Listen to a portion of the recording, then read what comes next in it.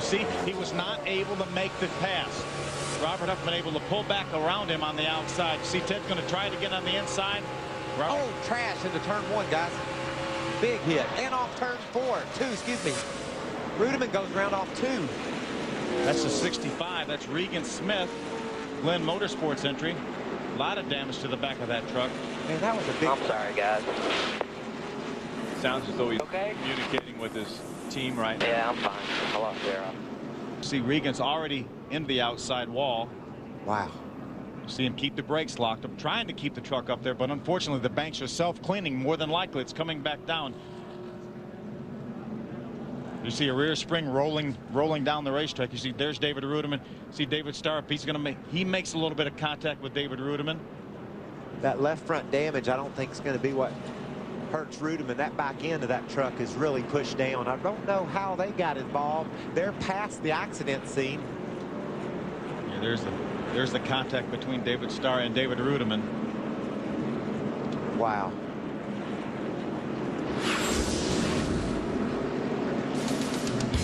There's Regan Smith walking to the ambulance. A good sign. As hard a hit as that was, the safer barriers kept him safe. On the inside of the 6 of Ron Hornaday, those two drivers, Matt Crafton getting out of the 6 this year. Ron Hornaday taking over that ride. Oh, we got a flat. Oh, problems with Shigeatori. Sparks flying out. He must have hit the wall pretty hard. The damage on the front end of that truck is pretty extensive. I think he blew a tire first. Sure looks like it. We see a lot of damage to this truck. Obviously he made some hard contact, but it would be a whole lot worse, Michael, if it wasn't for the safer barriers. Take another look at this way back in the back here. You see Shiggy. He's already made contact with the outside wall. You see the sparks coming from the right front of the truck.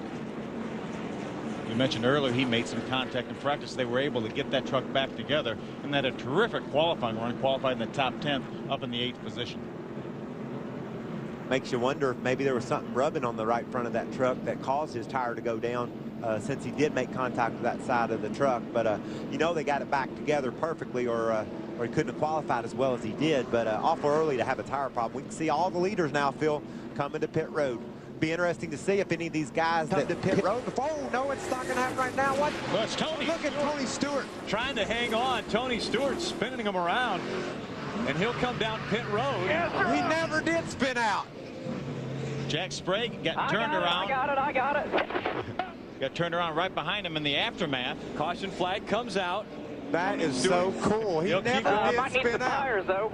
Tony said, I got it. He just said he might need some tires. He might Come need back some in and get undies, more, too. guys. Get ready here. Henry, let's see if we can see what happened. You see Tony on the outside. He came down a little bit, looks like, made a little contact with Kelly Sutton, the 0-2. Almost had it saved. Ted Musgrave said, please get out of my way. Ted did a great job of patiently waiting. Here comes Hamilton in the back. Can't see because of all the smoke, and runs right into Jack Sprague.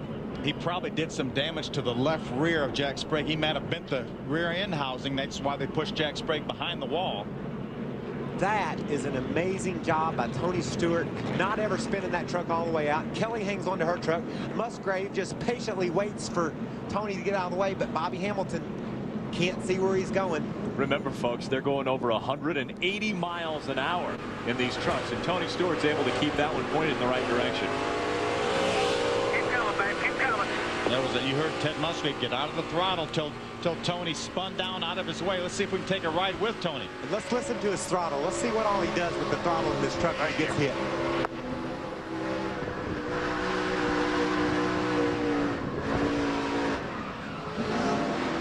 You never give up. Never give up. He's on the throttle, off the throttle. Gas her up. I got it. He said, I got it. That was as cool as you'll ever see right there. You want your stuff right down on the ground. I don't think Todd suffered any damage in that. I think they made a little contact. I think Todd had moved to the inside to get by Sean Murphy. Let's see if we can take a look. Watch him coming off turn 4. You see how high Sean Murphy is. He's going to bounce off the wall. And I think there he is. He bounced into Todd. So Todd has definitely some damage on his right front fender.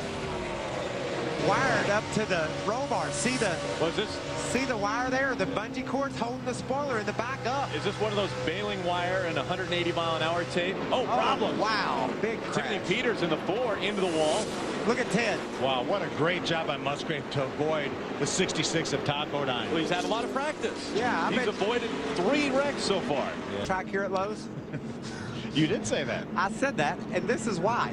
There's Look there. The 66 of Todd Bodine gets loose on the inside of the 4. Timothy Peters has to chase the truck up the hill, make some contact, puts both of those trucks in the wall. The 30 of Chad Chaffin comes along nowhere. Watch Ted Musgrave. Watch the 1 truck avoid the 66 of Todd Bodine. That's just experience and being smart. He did not want to get on the brakes too hard. He knew he had to drive his way through this crash, and that's exactly what he did. Todd Bodine, an experienced driver, right in the inside wall went Peters. You would think that Todd Bodine wouldn't put himself in a position like he did there, getting under a guy and turning the thing sideways, entering the corner, but that's what happened. Here they come to pit road. Wendy, new Mobil 1 Extended Performance, official motor oil of NASCAR. You see the yellow flag just up above on the top of your screen, and the reason for that, our leader, Mike Skinner, on pit road. Let's see if we can take a look at what happened to Mike Skinner. What a terrific run going. Watch him driving in turn number 3 there. That's the 29 of Brad Keselowski. Skinner, you see him move up the racetrack ever so slightly, maybe about 2 or 3 feet, but the 29 of Brad Keselowski was there. And then this is obviously the carnage that resulted because of that. Just wasn't able to hold the truck down, Phil, as he entered turn 3. I don't know if he was going to try to work his way up on the outside of the 50 there, but it just looked like you said that Skinner moved up the hill a little bit, made contact with the 29, and that was all she wrote. Is that impatience? I mean, he had a big lead, and he was coming into traffic.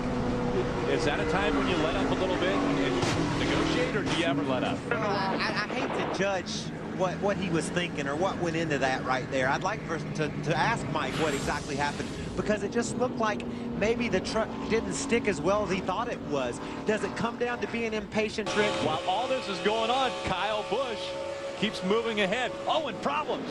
The 38 of Brandon Witt into the wall. That's such a terrific run going. He was being shown in the 7th position, just inside of 5 laps to go, and unfortunately his day is going to end against the outside wall. Well, unless the safety crews do a miraculous job, it looks as though we may have a green-white checkered finish tonight. That's basically what it's going to amount to, whether it's overtime or not. Just a few laps left. Terry Cook for 2 laps. Dennis James will show him the green flag. When they come into the quad oval, Kyle Busch will get onto the gas, and there we go. 2 laps of racing to go at Charlotte Motor Speedway. He spun the wheels just a little bit. You saw his truck wiggle, but not enough to allow Terry Cook to get beside him. Terry Cook's so close so he can taste victory, Phil. He slides up the track, Kyle Busch does. Terry keeps his truck low, but Kyle maintains the momentum. Here comes Ted Musgrave. Musgrave trying to make the move on Terry Cook. He gets right up behind him as they go through 3 and 4. It's Kyle Busch, Terry Cook, Ted Musgrave coming out of 4. White flag. One more lap. They're all in line. It's hard to pass on the bottom when they've got their tires locked to the white line. Ted Musgrave right up behind Terry Cook. Kyle Busch slides up to the wall as they go down the backstretch. Ted Musgrave tried to make Terry Cook loose down there in that end of the corner. Was not able to make it happen. Here comes Kyle Busch, looking for his first ever win in the NASCAR Craftsman Truck Series. As he comes out of turn number 4, across the start-finish line, Kyle Busch will win. Oh, Steve Park and Johnny Benson side by side for 4th place.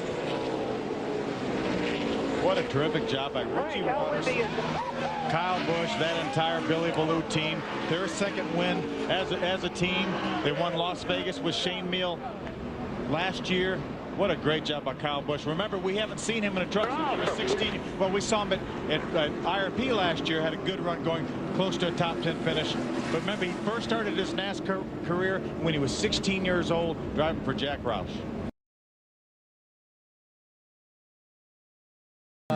Power stroke diesel Ford.